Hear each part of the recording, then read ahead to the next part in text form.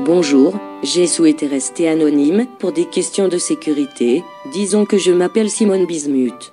Tout comme Sophie Desmarais, la marraine de la Fondation Jasmin Roy, comme Carla Bruni Sarkozy, Céline Dion. Je dis non à l'intimidation. Je sais que le harcèlement et l'intimidation répétitive des caisses sociales, des administrations fiscales, des huissiers, des banques, de nos politiques en France, peuvent être la cause de liquidation ou de suicide chez les petits entrepreneurs. C'est un fléau à l'échelle mondiale qui est présent partout et surtout en France. Il nous faut réagir vite pour le combattre.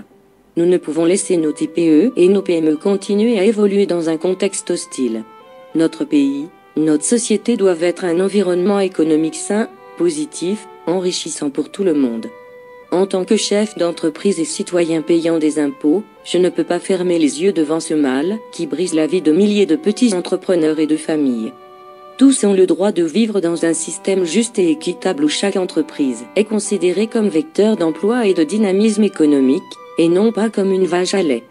Aujourd'hui 150 entreprises meurent chaque jour en France sous la pression des administrations, sous la pression fiscale. Des organismes comme l'URSSAF, le RSI, la CIPAV, tuent l'envie d'entreprendre en France, sous prétexte d'un monopole qu'ils n'ont pas. Ils tuent notre économie et sacrifient des milliers de vies, des milliers d'espérances. Ils menacent les personnes et freinent désormais toute initiative. Au nom de quoi? Au nom de quelle société? Au nom de quel gouvernement? Dans quel but? Le but de faire couler la France?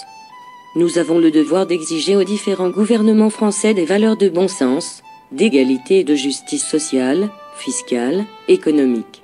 Les petites entreprises croulent sous le poids de charges sociales disproportionnées et totalement aberrantes, sans aucune justification cohérente. Elles n'ont aucun recours, aucune contestation possible, aucun moyen de se faire entendre sur les difficultés qu'elles rencontrent suite à la crise.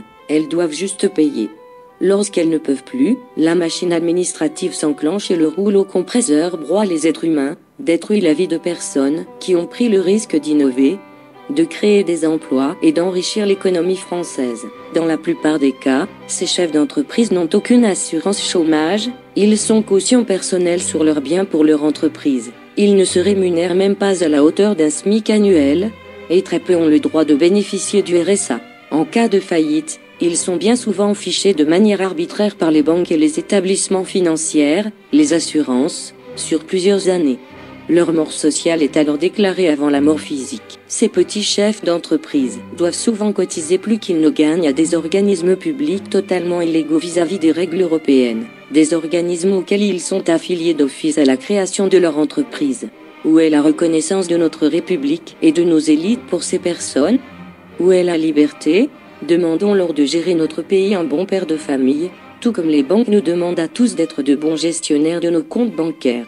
Ces mêmes comptes bancaires que l'on nous bloque ou que l'on nous raquette pour préserver la santé financière de banques privées. Nous devons faire en sorte que notre pays soit pour les petits entrepreneurs, comme pour les salariés, enfin synonyme d'épanouissement et de joie. Sur le chemin de la compétitivité, il faut que chacun d'entre nous retrouve le sourire. C'est pourquoi je dis non à l'intimidation. Non à la pression fiscale. Non à la dictature des administrations. Non à la menace des caisses sociales. Non à la République gouvernée par les banques. Non à toute cette politique corrompue qui ne nous représente plus.